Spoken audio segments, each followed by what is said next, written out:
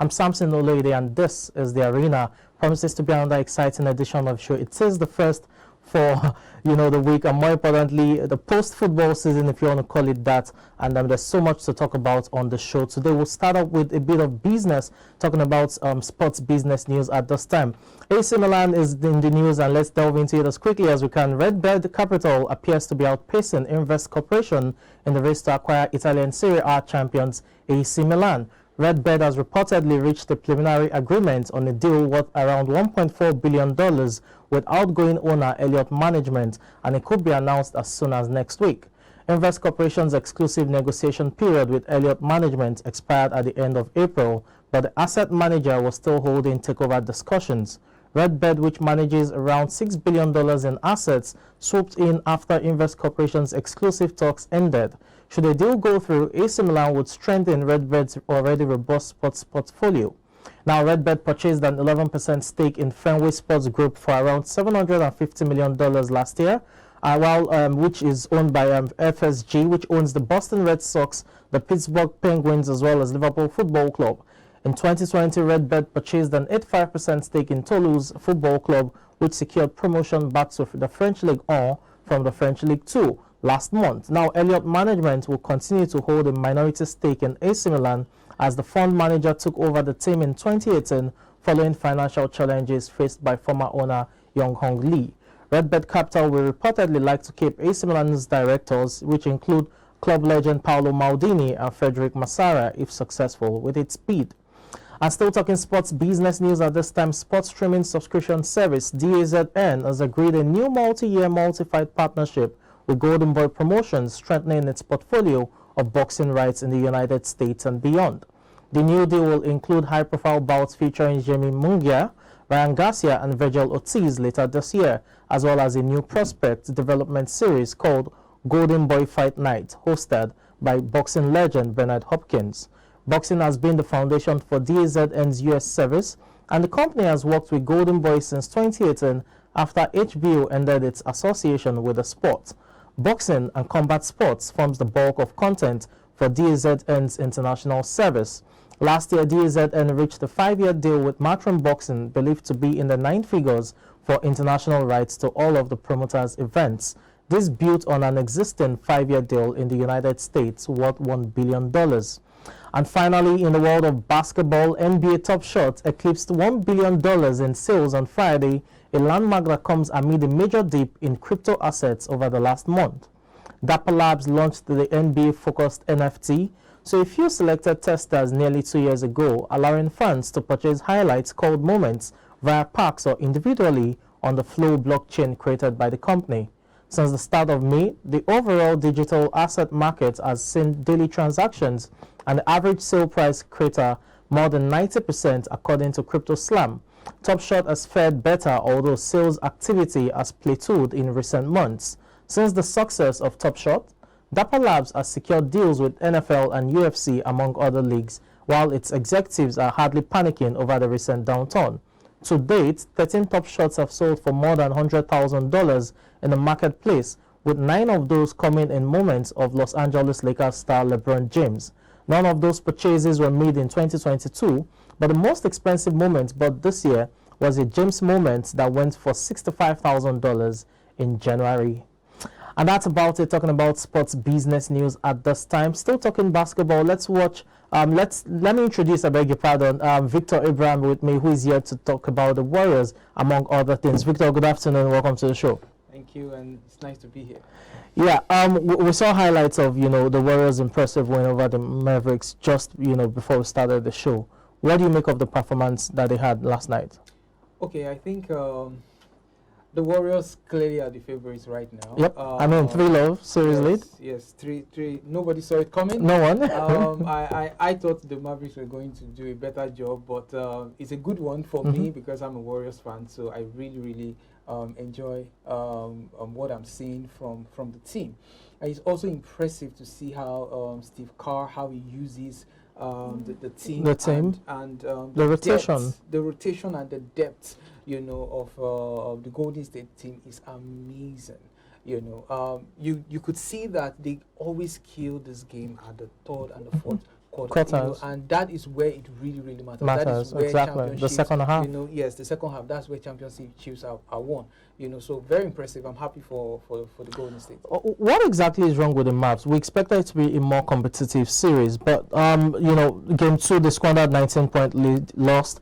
Yesterday, Doncic had 40 points. You can't ask for more from your superstar, yet they just can't get through the finish line in terms of closing games against Warriors. Okay, so now looking at what is happening to the Mavericks, then you want to say what state was Phoenix Suns? What were they really in? Yes. Because it's like the Golden State is actually exposing the Dallas Mavericks, rather than even putting up a great fight, because 3-0 down is totally unacceptable for Western Conference Finals. Western Conference Finals.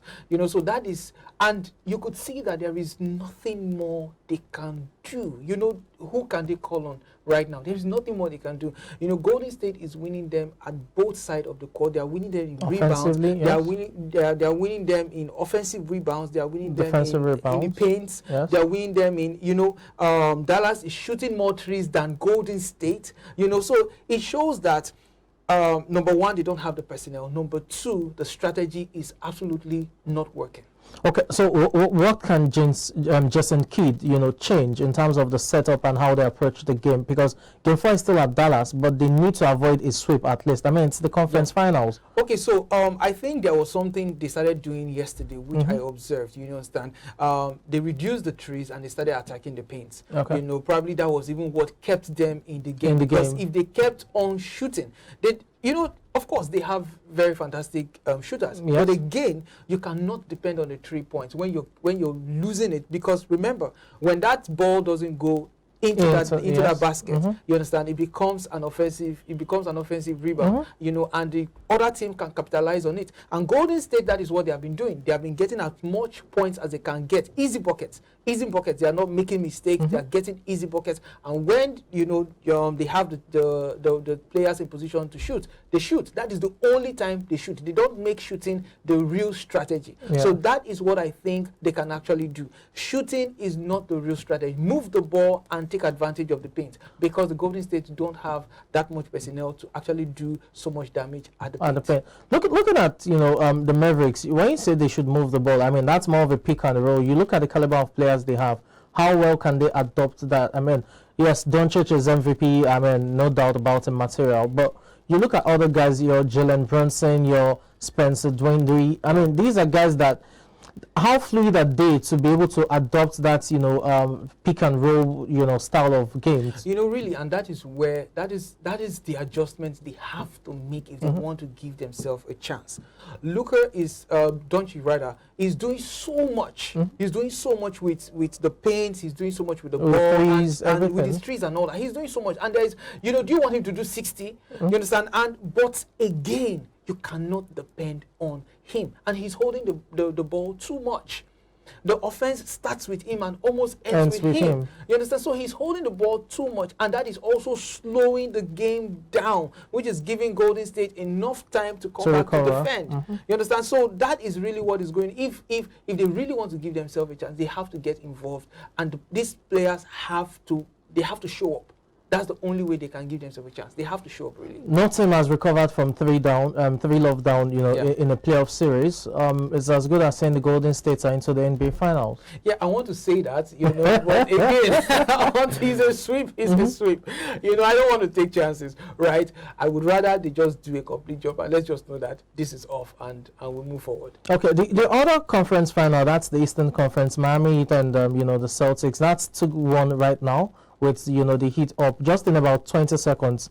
Who do you think picks that series and faces Golden State Warriors in the finals? Okay, I was very confident the Boston Celtics were going to do it, but right now, with the injuries and the way Tatum have not been showing up, and you need Tatum to show up at the paint and at the threes, right? And the injuries right now that we're beginning to see them is a big concern, and these are very key players, and what the Boston Celtics are like when they are missing 1 or 2 key players on. They literally don't have that bench that can actually help them. You understand? Hold the ball. And the way the Miami Heat are going, they are smelling blood. And Jimmy Butler and the likes. I want to. I'm Bam Adebayo. Bam Adebayo. You know, the Nigerians are really showing up. Victor Oladipo had a fantastic game the other night at the defensive end. You know, and I really love my coach too, Udoka. But really, I think right now, the Miami Heat are looking like it. Okay, let's see. There you have it, talking about the basketball games we've seen over the last 2 nights, especially the one we had at the wee hours of today, where the Golden State Warriors took a commanding 3-love series lead against, the Dallas Mavericks in the finals of the Western Conference. You had Steph Curry pouring in 31 points. You had Andrew Wiggins scoring a career playoff high of 27 points. Klay Thompson contributing 19 as well.